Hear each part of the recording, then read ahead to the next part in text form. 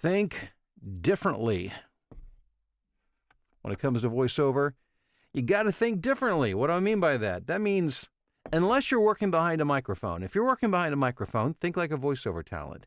But all other times, you've got to think like a business person. Good morning and welcome to the Daily Voiceover Huddle. For a bit, 17 years full time, and I'm a voiceover coach as well. And every morning we get together for just a few minutes to share a few thoughts regarding voiceover and trying to do everything I can do to help you be successful in voiceover, to help you make money, to be profitable in voiceover. And one of the things that will keep you from being profitable is by not thinking differently, by thinking like every other voice talent, by carrying on the legacy of performers and talent thinking like talent because they're accustomed to being taken care of by agents or managers. And of course, in this new economy, in this gig economy, we got to get our hands dirty. You are your own agent. You've got to be a business person if you want to be successful. And it's not as, and I don't mean you need to go out and get an MBA. That's not what I mean at all. What I mean is you just need to shift the way you think. And it's a very basic shift, but it has major ramifications. What that means is, instead of thinking about it, when I say thinking about it like a voice talent, what I'm saying is thinking about what your needs are. Again, not that, and you need to know what you need from a business standpoint, but to be successful, you've got to think and understand what your clients, what your prospective customers are thinking like. Because if you don't get on that side of the equation, if you can't get into their head and know what they need and to be able to develop long-term relationships, you're going to struggle. Voiceover is a transactional business as it is. And when I mean transactional, I mean it's like, a job at a time. We're out it'd be like going out having to, going back many thousands of years and having to hunt down every meal that you eat, one meal at a time. Whereas if you can develop a relationship with a client, it's like having a grocery store where the food's always there. You just got to go get it. And it's provided on a consistent basis. But most voiceover talent don't think like that. They're only thinking about their side of the equation. And it's kind of an entitled way of thinking because you're not considering the entire picture. This has got to work for both parties. It's got to work for you and it's got to work for the client. And what got me off on this thing this morning, and I'm going to make this very brief this morning because I've got a lot going on today, is, seeing another, I just need to stay off social media for a while because it really gets under my skin sometimes. To see a voiceover talent complaining about what they're doing. And, they meaning like platforms. You don't like Upwork, you don't like Fiverr, you don't like Voices.com, you don't like Voice123, you don't like what somebody else is doing. So, and so you think that, for some reason, then you need to make that the hill that you die on, what they're doing, not what you're doing, but what they're doing. And in business, if something is not producing for you, now if you have a moral or ethical problem with working with somebody, great. Don't work with them. Move on. Let it go. You don't hold on to it and ruminate about it and post on social media about it and make it your life's campaign. And if you don't have a moral or ethical dilemma with it, then it's a simple question of return on investment. Are you getting a return? Or can you, if you make some adjustments, get a return? If you can't, it's a simple thing. You turn, you walk away, and you do something else. But man, people like to, have these great expectations for these platforms that they, need to do business the way that they think they need to do business. And here's the thing. Occasionally you'll see like a platform pop up that's owned by voice talent for voice talent. When I see that happen, I turn and I run because I know that platform doesn't stand a chance of succeeding. And if I'm wrong, post below. Let me know if there's a platform that has successfully existed that's been owned by voiceover talent. Let me know.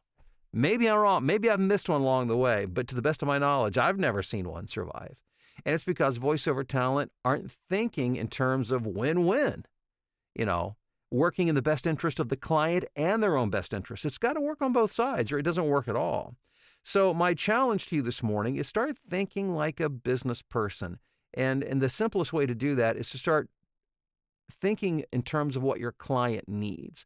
Because if you can speak their language, if you can understand what they need and you can work with them in collaborative ways that work well for them and thrill them and that work well for you, that's good business. That's good business. And just one other point. I think it's easy for, I think performers, we can be a bit narcissistic. And it's easy for us to see the world kind of revolves around us, what we need and what we think. But that's not the way the real world works. It has to be a collaborative effort, and it has to win for everybody within that exchange, within that relationship, or it doesn't work at all. So put on a different pair of glasses. Think like a business person if you want to be successful in voiceover. Now I step down off my pedestal. Let's take a look and see what we got going on here. A little quick roll call. Welcome to Rob from sunny San Francisco. How you doing, Rob? Hey, Bob in Reidsville, North Carolina. We got Brian in Tucson, Greg in Asheville, North Carolina, Denise in Long Island, Aaron in Columbia, Missouri, John in Rhinebeck, New York, Sandra, Dallas-Fort Worth, Tyler, what's going on in Springfield, Ohio, Bradford, hello in Simpsonville, South Carolina, Sean, good morning to you in Lebanon, Pennsylvania, away from India. Good to have you here today.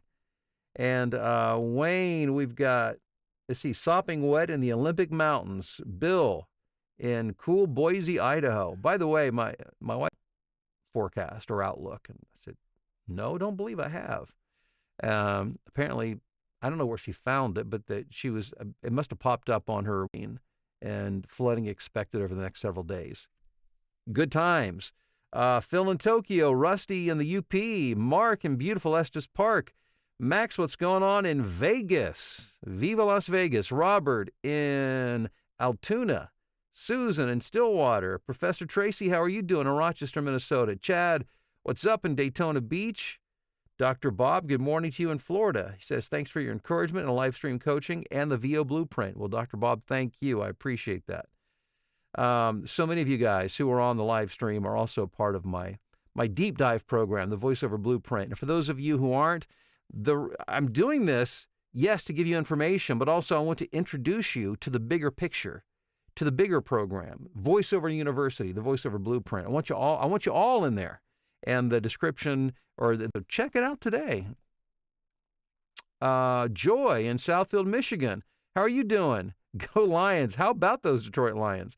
Melissa in San Diego. John. Good morning, Professor Bill from Memphis. Thanks for all of your words of wisdom. Thank you, John. Hey, Matthew in Wyandotte, Michigan. We've got Renton, Washington in the house. Mike, good morning to you in the Deep South. Cool weather. Of course, how the Deep South defines cool weather, I know is a bit different. Like last night it frosted here, so we hit down around freezing. I think 50 is probably, 55, maybe even 60 would be considered cool in the Deep South, which, hey, I dig that. I wish that was my life, but my wife loves snow. I love sun, so this is our compromise. Theo from the kitchen table in the frosty Chicago burb of Palos Hills. Yeah, everything was covered in white this morning, Theo. It's crazy. I told Vicki, well, goodbye to summer for sure now. Terry's in Fallston, Maryland. This is a business, so we must treat it like one. Take responsibility. Yes, Terry. Absolutely. Good morning, Bill from Wally. Learning every day. Awesome. Wally, glad you're here. Good afternoon, all from cloudy Durban, South Africa. Thanks for the insightful videos, Bill. Really enjoying them. Thank you. Hey, thanks for checking in this morning. Really appreciate that. Or not so much this morning for you, but for me. Tim in Salt Lake.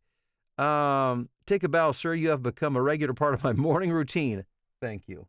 Right now, to a nice cup of Joe. Thank you for your words of wisdom. I cannot wait to enroll in the Blueprint program. Can't wait to have you there. By the way, I don't know if you've noticed for the past several days, I've not actually taken a sip of coffee out of this thing. This is my billboard. It's for display purposes only. You know why? Because I can't get to my coffee maker. It is sealed up in my kitchen, which is, I've talked about the fact that we've had a painting crew tearing through the entire house for the past week, the entire house, along with some demolition and a little bit of construction stuff. But part of that process is right now they are painting the cabinets in the kitchen, which is a much bigger project than, what do I know about it? I knew it was outrageously expensive, and now I know why, because it takes days. It's a whole thing, and they have to seal off everything's sealed off in plastic, so we can't get in or out. I mean, not out. We're not in, so we can't get in the kitchen. Thankfully, we're not in there. We would have died of the fumes long ago. It's one of those things we have to wear a mask and all that because they're spraying the, it's a whole thing. It's a whole thing. We've got, let's see here. The stream's moving on me. Where did I? Here we go. Wade in Philadelphia. Good deal. Let's see here. We've got Jeff from the Isle of Man. Hey, Jeff. How you doing? Sean, working with Mike Hathcote on a demo today. Fantastic, Sean. Good morning, Rhode Island. Nicholas in Brazil. And there's a lot of questions here. Forgive me, I won't be able to take time to answer them today, but I do questions Q&A on Friday, so bring those questions back on Friday. Sandra in Worthington, Ohio, working on my first audiobook. It's not easy. The learning curve is quite steep. Yeah. Hey, think of it this way, Sandra. If it was easy, everybody would do it, right? We don't want everybody doing it, just those who really want to do it. And I'm glad you're doing it. So hang in there, because what is difficult now will not be difficult before long. Just trust me on that. It's like anything new you're learning. Always a learning curve. Dylan, good morning from the Everglades of Florida. Claire, hello in Prescott, Arizona. I've been recording and editing like crazy. Thanks to you, Professor. All right, Claire, way to go. Sean in Auburn Hills, Michigan. Just got my first 2 audiobook rolls. Hey, hold on. Where's my bell? Here it is in the floor. Hey, Sean, congrats. The congratulatory bell has been rung. Ron in Charleston, South Carolina. Oh, let's see here. Yeah, Springfield. Man, Springfield, Ohio is well represented this morning. Love it. Sarai, good morning. Yeah, I've had to move some of my voiceover work around to work earlier in the morning and later in the evening because of I can hear the crew. They just came in right now, as a matter of fact. And I usually just work between noise, dodging sound waves. Yeah, Ralph's going to take a sip of Michigan cherry coffee just for me. Thank you. They're in Fresno. Let's see here. Who have I not said hi to? Patricia. I would have put my coffee maker in my bedroom. You know what? I would have. I didn't realize that they were getting ready. I mean, I knew they were going to do it, but I didn't know they were ready to do it when they did it. And so by the time I knew about it, it was sealed off. Everything was in there. The pantry, I couldn't get my food out of there. I mean, I've been eating fast food the past several days. I don't feel so well, to be honest with you. Gregory says, oh, how I hate being the last one on. Hey, consider it the grand finale, Gregory, in Ringgold, Georgia. Tanya, happy hump day from South Philly, where it's Red October. Go Fightin' Phils. All right, guys. Hey, thanks for being here. I appreciate it. Remember, just put on a different pair of glasses, and you always have to think, you have to look at things and understand things, certainly know what you want and need, but you have to be able to look also at the same time through the eyes of your client so that you can create relationships that are profitable for both of you and that work long term. Otherwise, it's transactional, and that's a hard way. It's a frustrating way to build a business. And this coming from a guy, as former business consultant, marketing consultant, background in business. So you don't want to live that way. It's just tough. Don't make voiceover harder. Make it easier. Think differently. Have a good day. We'll talk to you soon.